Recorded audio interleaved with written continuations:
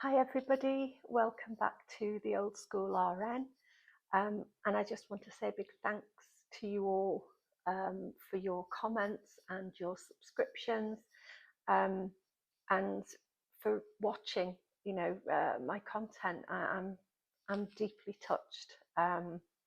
It's always been my aim to keep the NHS in the forefront of everybody's mind, and I was like, is anybody going to watch me? Because I'm an avid YouTube watcher, and I thought, no, it's needed. I'm sure it's needed. And my other gut feeling was as well, to offer something to support our fellow NHS workers and professionals, because we don't have anywhere to go to sound off or to get support or anything like that. If you've been bullied or going through a bad time, I want to have a separate channel for that, because I'd like you to know that you're not alone. And I can offer some support to you, other people can offer support, and we can build a really nice community of people whereby we can, discuss together things in a safe and confidential way, obviously anonymised, whether that's past, present, or whatever, because I really do feel it's needed from the numbers of people, sheer numbers of people I've been speaking to, particularly over the last few years. I think COVID has ramped things up, but I know bullying and treating frontline staff badly has been an issue. I've had doctors, I've had nurses message me confidentially.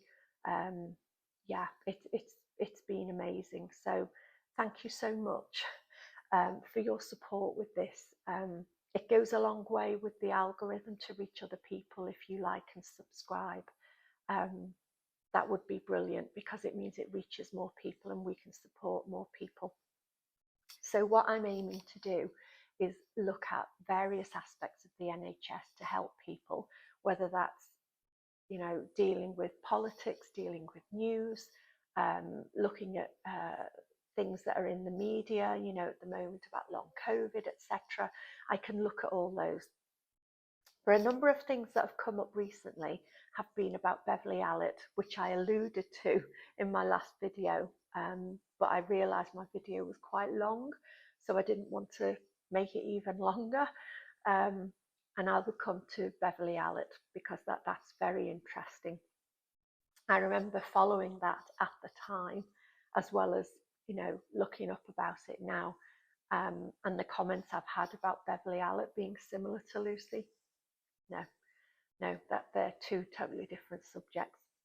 The other thing I want to touch on today is about Roy Meadows, the so-called Meadows Law, and just give a brief background to him, and how the trials from Allit through to Lucy's today is following a similar theme, from the evidence I've read.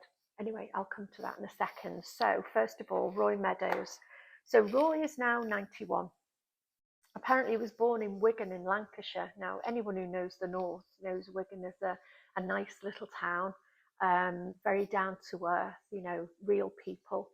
So you would imagine somebody who's born and bred there would be a sensible, down to earth kind of person with good common sense. However, Roy went to study for medicine, and he actually became a GP. And in the 60s, between like 1964 to 1967, 68, he was a GP in that area.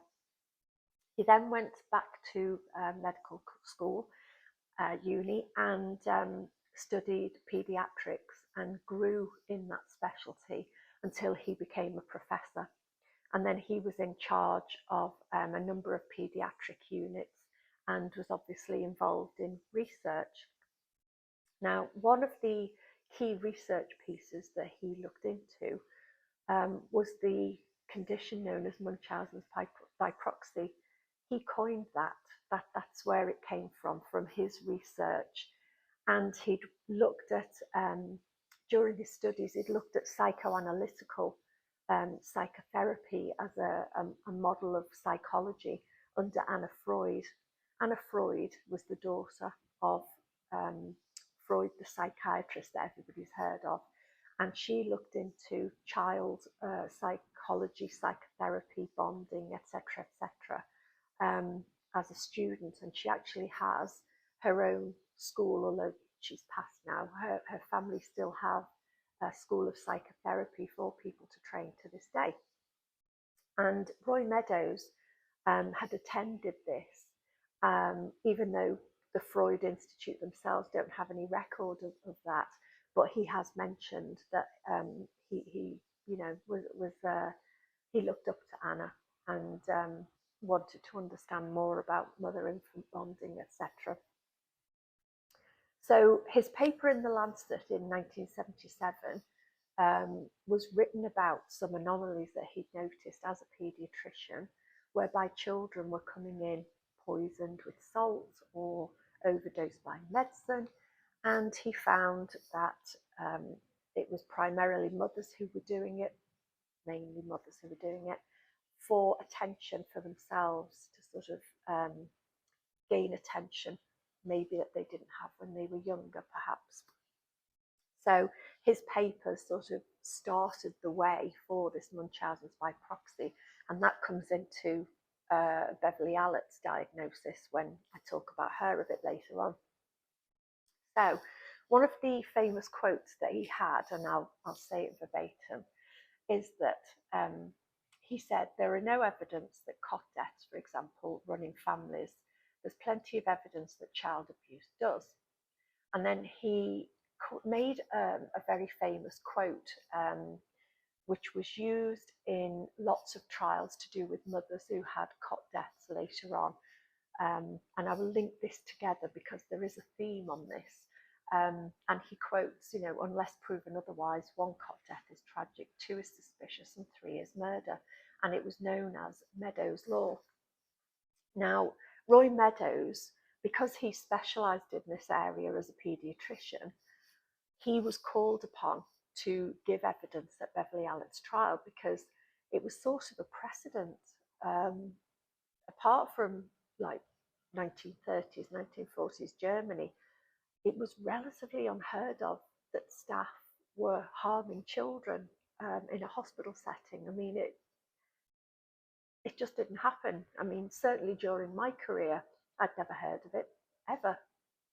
It just wasn't a thing. People went into the NHS to care about others, not to cause issues. Again, another subject. So literally, Roy Meadows set himself up as this expert. So he was called in on Beverley Allit's case as an expert witness. So he obviously knew the judiciary, knew the police, you know, had his own private practice to do these things, etc. And, you know, he's a learned man, very educated. He was utilised in that way. Now, when it came to other trials, of course, this quote about the infant deaths then was used to incarcerate other women who were having cot deaths, you know, genuine illnesses in their children, where the evidence was not all disclosed. You could say hidden, but probably not disclosed. Reports weren't offered over, etc. And it was really strange that it was the trials of Sally Clark. Now, Sally Clark, you might remember, she was a solicitor who had 2 cot deaths and was implicated in those deaths in some way, despite there not being strong enough evidence. So it was proposed that she'd either smothered them or done something to her children for them to die. And as she was the only one around as the primary caregiver, it was assumed that's what she'd done. And poor Sally was in prison for 3, nearly 4 years for something she didn't do, because a very vital report that it was her husband, also a solicitor, had found in the medical notes had not been disclosed to the court. And that report was from a microbiologist doctor who held on to this report, and it said that the baby had germs in its blood, sepsis, and it was Staph aureus, which is a skin microbiome. But that bacteria, if it gets into the blood in frail people, immunocompromised people, people with cancer, etc., the elderly, babies, children, can make them very sick, really sick. Now, Sally's babies had this, but that report was not disclosed. So she was incarcerated on that. Why that was not disclosed, nobody's ever got to the bottom of it, but she was eventually freed from prison. Now, poor Sally couldn't cope with life outside, with the loss of her babies, the fact that she couldn't see her third child, being incarcerated for something she hadn't done. That poor woman couldn't cope. And whether it was intentional or not, the court ruled it wasn't intent. She died of acute alcohol poisoning. In other words, she drank way too much and her body, her liver couldn't cope. And that poor woman died. The implications of a court case that doesn't reveal all its sources, is devastating to somebody's life. And we have to be very, very careful, on social media to not condemn, because we don't know all the facts about what's happened with these ladies. And at the time, I don't know if anybody remembers, in the late 90s, early 2000s, there were a number of women who were incarcerated using the same principles, the same evidence, this Meadows Law. And another one was a lady called Angela Cannings. She was imprisoned because it was postulated that 2 of her babies had been smothered. That wasn't the case either, and evidence came about that released her. In fact, Angela Cannings has written a book about this. If anybody wants to read it, it makes very, very interesting reading. Maxine Robinson was another victim of Meadows Law, and so was Tripti Patel. She was also incarcerated, imprisoned under Meadows Law, and eventually the judge stopped using him as an expert witness because his statistical evidence was scuppered. I think it was with Sally that a statistician had overheard on TV, the news, the radio, something of that ilk, that he'd heard this 1 in 73 million, I think it was, quote that these babies didn't die of natural causes, and it's got to have been somebody like the caregiver who's caused it.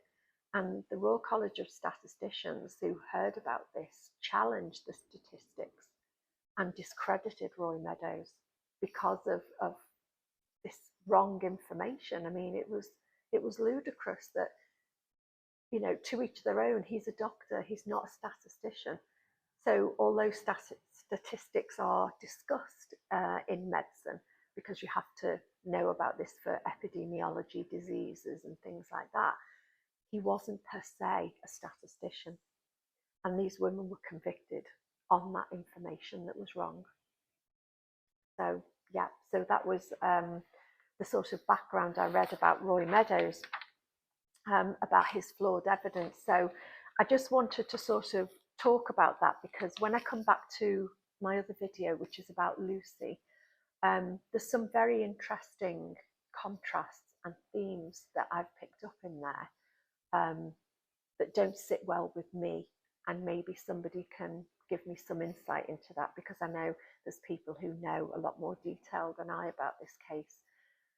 But as an intensive care nurse myself, trained and qualified for a long time, I've worked in clinical research, I've been in the NHS for, since my training, 40 years. We can't always get things right, but by the same token, we can't go applying rules to people in areas of our practice that are not the main part of our practice. So, for example, the statistics, that should have been a statistician. Everything should have been checked. Information being withheld. I mean, I don't even know. I'm trying to, do my research and find out what happened to the doctor that withheld that information, you know, how was he dealt with? Because withholding information from a court is quite a serious matter. So I'm just trying to think that the process that's been used and the witnesses that have been used and the way, the method that the police have had this template from the Beverley Allit trial to look at and investigate hospital problems is too fixed. It's not flexible. It's not taking into account other factors.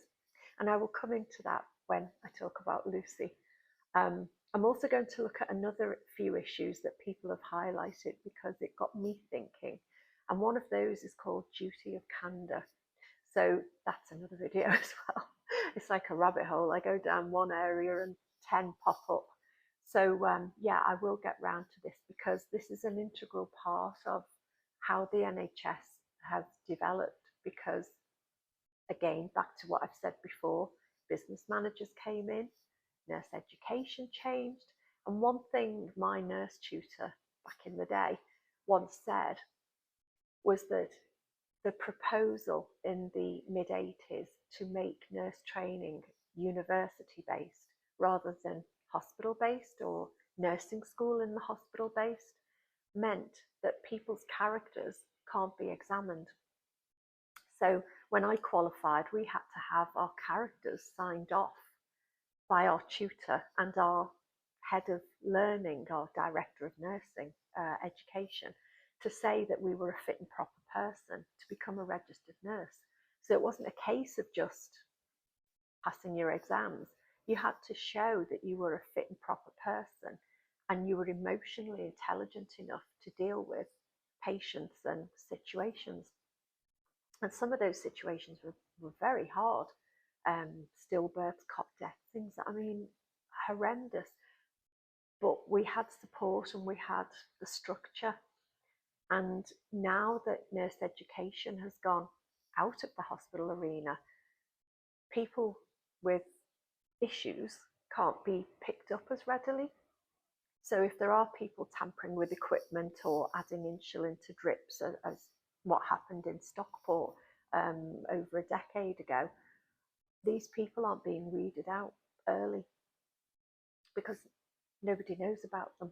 They're just, you know, an anonymous student from a college based in a hospital system. And maybe we need to go back to that kind of localized training so that we can ensure that the public are safe with people, you know, that are for the role, not just there for career progression or to become an aesthetics practitioner or for money.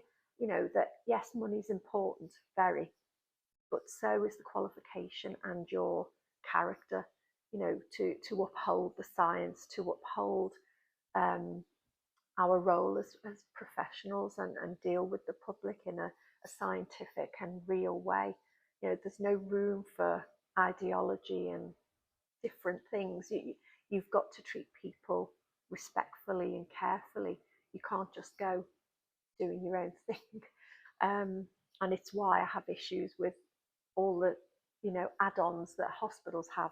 But again, that's another video as well. But I think if we'd have had that and the rules were applied, especially to staffing and to skill mix and staffing levels, again, a lot of these issues would be gone. They would be gone. If you've got enough staff and you've got enough people around, you have enough witnesses, somebody acting strange or behaving in a criminal way will be found. People will notice. But all the time, while there's very little to no staff with the skills needed to work in a specialty, these people are going to slip through the net. Anyway, I will go into detail with that about Beverley Allit and some other issues that are pertinent around this. So thank you again. Please like and subscribe. It does help the algorithm and to reach other people. And thank you so much for joining my channel. I'm really overwhelmed. It's wonderful. And I hope I can provide that supportive service to our staff excuse me, I'm getting over a cold and a sore throat. Yeah, and provide that supportive environment to our NHS staff, because they need it. They really need it. It's a tough role, and it's even tougher at the moment. Anyway, thank you so much for watching. Bye.